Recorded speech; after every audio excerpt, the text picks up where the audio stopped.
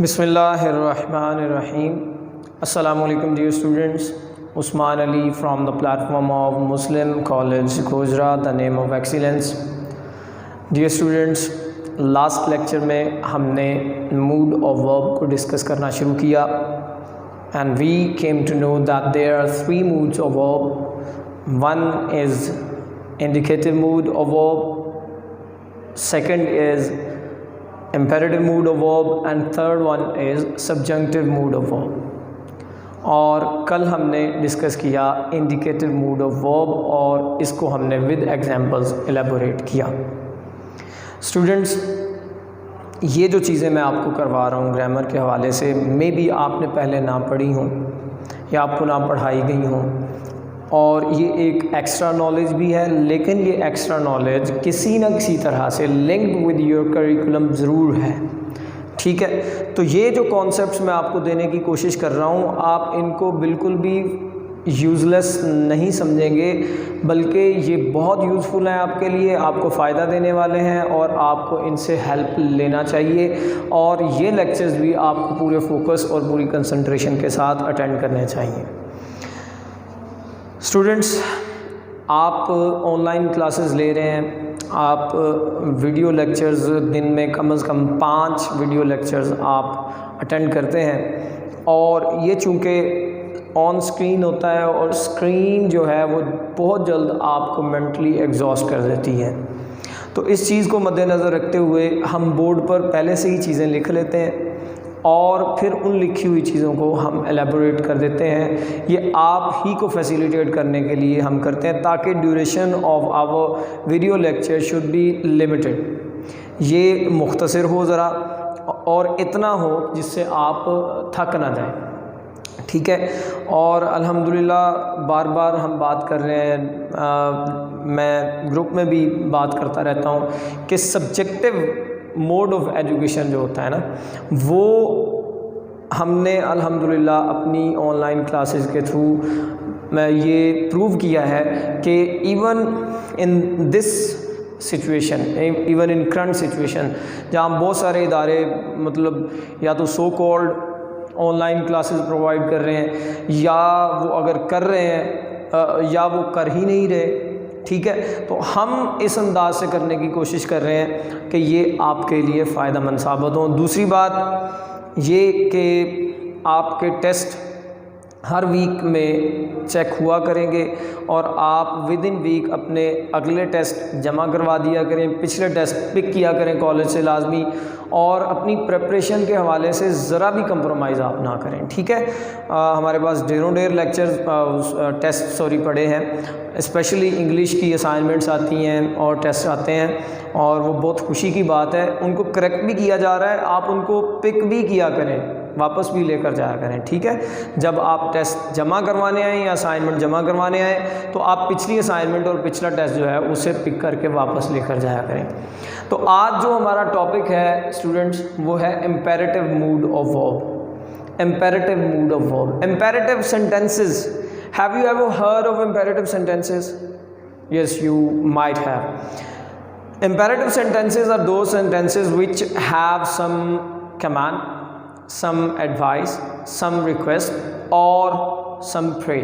ठीक है, कोई कमांड होती है इनमें, कोई ऑर्डर दिया जा रहा है, इंस्ट्रक्शंस दी जा रही है। ठीक है, कोई एडवाइस की जा रही है और कोई रिक्वेस्ट है या कोई प्रेयर है। ऐसे सेंटेंसेस को हम इम्पेरेटिव सेंटेंसेस कहते हैं, और इम्पेरेटिव सेंटेंसेस का जो मूड ऑफ वर्ब होता है वो इम्पेरेटिव मूड ऑफ वर्ब होता है।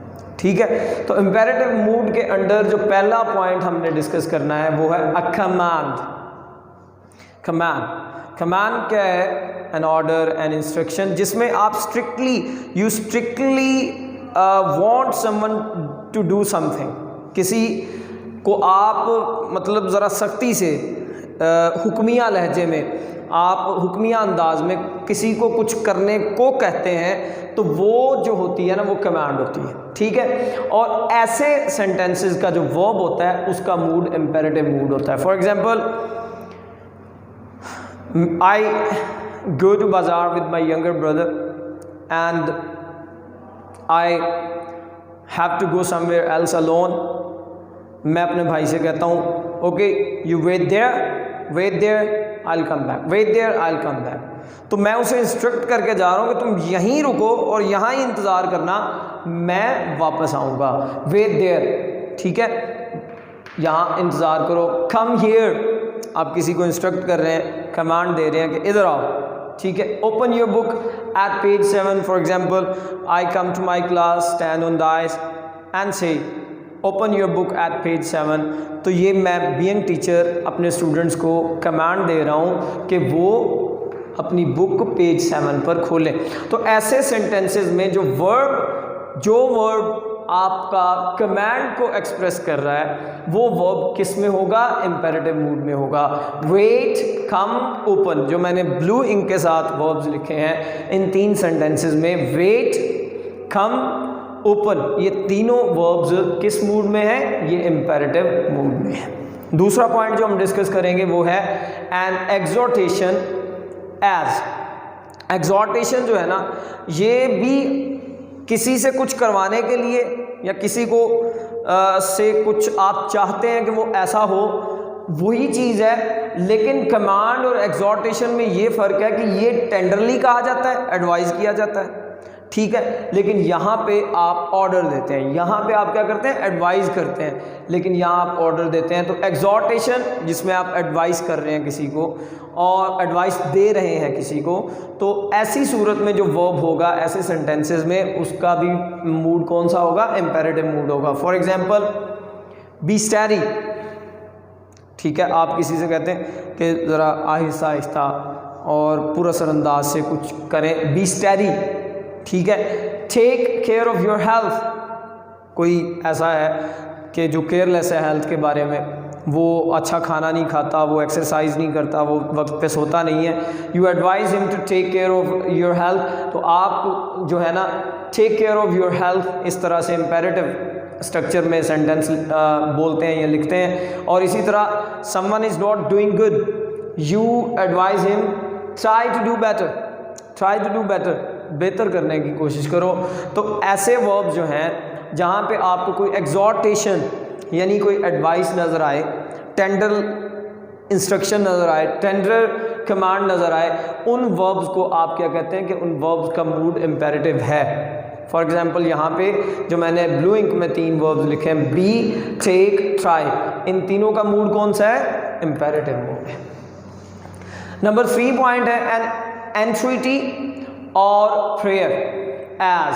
एंट्रीटी यानी आप किसी से ना रिक्वेस्ट करते हैं, ठीक है, आप प्लीड करते हैं, आप यानी बहुत ही आजाना अंदाज में किसी से दरख्वास्त करते हैं, तो वो एंट्रीटी होती है। और या आप दुआ करते हैं, ठीक है। And prayer is always to whom, it is to almighty Allah, Allah ताला से आप दुआ करते हैं। तो दोनों सूरतों में आपका जो वर्ब होगा वो किस मूड में होगा, इम्पेरेटिव मूड में। फॉर एग्जाम्पल यू से समवन हैव मर्सी अपॉन अस, ठीक है। फॉर एग्जाम्पल आप कहते हैं कि कोई सब्जेक्ट में से एक कॉमन मैन जाता है, किंग के सामने पेश होता है और जाकर कहता है हैव मर्सी अपॉन अस, तो वो एंट्रीटी है, यानी रिक्वेस्ट कर रहा है, प्लीड कर रहा है, ठीक है, दरख्वास्त कर रहा है। तो ऐसी सूरत में जो वर्ब है उसका मूड क्या है, इम्पेरेटिव मूड है। Have mercy upon us, give this day our daily bread, ये दुआ है, ये प्रेयर है। जो प्रेयर है वो अल्लाह ताला से की जाती है। तो गिव जो यहाँ पे वर्ब है वो किस मूड में है, ये इम्पेरेटिव मूड में है, ठीक है जी। तो एग्जाम्पल जो है स्पेशली आपके कॉन्सेप्ट्स को क्लियर करती हैं। ये 3 चीज़ें ही आपकी under imperative mood of verb आती हैं, इनको आप अच्छी तरह समझ लें। अब डेफिनेशन अगर हम करें इम्पेरेटिव मूड की तो वो ये है, a verb which expresses a command, an exhortation, an entreaty or prayer is in the imperative mood. और हम इन तीनों को डिस्कस कर चुके हैं अंडर 3 डिफरेंट पॉइंट्स कि यहाँ पे जो है वो कमांड को एक्सप्रेस कर रहे हैं वर्ब्स इन ब्लू, यहाँ पे जो वर्ब्स इन ब्लू हैं वो एक्सहॉर्टेशन को एक्सप्रेस कर रहे हैं, और यहाँ पे जो वर्ब्स इन ब्लू हैं वो एंट्रीटी और प्रेयर को एक्सप्रेस कर रहे हैं, ठीक है जी। तो ये इसकी डेफिनेशन बनेगी। नोट आपने जो चीज़ करनी है वो ये है कि इम्पेरेटिव मूड जो होता है वो ज़्यादातर strictly it is in second person, it is in second person, क्योंकि आप जब कमांड कर रहे हैं किसी को या आप एग्जॉर्ट कर रहे हैं किसी को, एग्जॉर्टेशन है, एंट्रीटी है या प्रेयर है, तो आप जिससे बात कर रहे हैं वो आपके सामने है तो वो सेकंड पर्सन होगा, ठीक है। ज़्यादातर इम्पेरेटिव मूड जो वर्ब का इम्पेरेटिव मूड है उसका सब्जेक्ट सेकंड पर्सन होता है, लेकिन ये फर्स्ट और थर्ड पर्सन भी हो सकता है। लेकिन ऐसी सूरत में आप क्या करेंगे, अगर फर्स्ट और थर्ड पर्सन आप इस्तेमाल कर रहे हैं इम्पेरेटिव मूड में तो आपने ऑक्सिलरी वर्ब लेट इस्तेमाल करना है। उन सेंटेंसेस में आपने ऑक्सिलरी वर्ब लेट इस्तेमाल करना है। फॉर एग्जांपल आपने अब देखिए यहाँ पे let's me go, me first person जब इस्तेमाल होगा तो उससे पहले आपने लेट का जो है ऑक्सिलरी वर्ब इस्तेमाल करना है। अस फर्स्ट पर्सन है, देम थर्ड पर्सन है, हिम हो सकता है, हर हो सकता है, तो इससे पहले आप ऑक्सिलरी वर्ब लेट इस्तेमाल करेंगे। और याद रखें कि जो इम्पेरेटिव सेंटेंसेस हैं, ये पहले भी मैं बता चुका हूँ कि इम्पेरेटिव सेंटेंसेस का सब्जेक्ट सेकंड पर्सन यू होता है। इम्पेरेटिव सेंटेंसेस का सब्जेक्ट सेकंड पर्सन यू होता है, लेकिन ये ओमिटेड होता है, ये ओमिटेड होता है, इसको लिखा नहीं जाता, ये अंडरस्टूड सेकंड पर्सन आपका सब्जेक्ट होता है। तो ये बात हमने करना थी किस पर, इम्पेरेटिव मूड पर। अब हम सब्जंक्टिव मूड को इन डिटेल तो कल डिस्कस करेंगे, लेकिन चंद एक चीज़ें सब्जंक्टिव मूड के हवाले से मैंने एक टेबल सा यहाँ पे बनाया हुआ है। इसको स्टार्ट करने के लिए मैंने एक टेबल बनाया है, वो टेबल आज हम डिस्कस करेंगे। प्रेजेंट सब्जेक्टिव मैंने एक साइड पे लिखा है और दूसरी साइड पे मैंने लिखा है पास्ट सब्जंक्टिव, ठीक है। अभी ना तो इसकी डेफिनेशन को हम छेड़ेंगे ना ही किसी दूसरी चीज़ को, जो चीज़ें यहाँ पे मेंशन की गई हैं ना सिर्फ उन्हीं पे बात करेंगे, प्रेजेंट सब्जंक्टिव और पास्ट सब्जंक्टिव। और इसमें मैंने ना बेसिकली जो ये जो टेबल है ये टेबल वर्ब के हवाले से है। किसके हवाले से? वर्ब के हवाले से। सब्जंक्टिव मूड मॉडर्न इंग्लिश में ज़्यादातर इस्तेमाल नहीं होता, लेकिन हम चूँकि इंग्लिश की ग्रामर पढ़ रहे हैं और हमें ग्रामर का पता होना चाहिए, तो हमने एग्ज़ाम देना होता है, ठीक है। हम नहीं लिख सकते without grammar, without its rules and regulations हम नहीं काम कर सकते, तो हमें चीज़ों का पता होना चाहिए। तो प्रेजेंट सब्जंक्टिव जो है इसमें जो द वर्ब बी है, बीई वर्ब जानते हैं कौन से होते हैं? बीई वर्ब बहुत बार बताया हुआ है, इज, एम, आर, वॉज, वर, ठीक है जी। और बीई खुद भी एक वर्ब के तौर पर इस्तेमाल होता है। ये जो बीई वर्ब है प्रेजेंट सब्जंक्टिव में आपका सब्जेक्ट कोई भी हो, देखिए आई के सामने मैंने लिखा बी, वी के सामने बी, यू के सामने बी, ही के सामने बी, दे के सामने बी। मतलब इसका ये है कि आपका सब्जेक्ट कोई भी हो, irrespective of what your subject is, if your verb in subjunctive mood it should only be in case of present subjunctive। अगर बीई वर्ब लग रहा है तो आपने आई एम नहीं लिखना, आपने वी आर नहीं लिखना, आपने यू वर नहीं लिखना, आपने ही वॉज नहीं लिखना, आपने दे आर नहीं लिखना, बल्कि आपने सब के साथ जो वर्ब इस्तेमाल करना है बीई वर्ब, वो सिर्फ बीई वर्ब ही होगा। विद एग्जाम्पल्स हम कल डिस्कस करेंगे।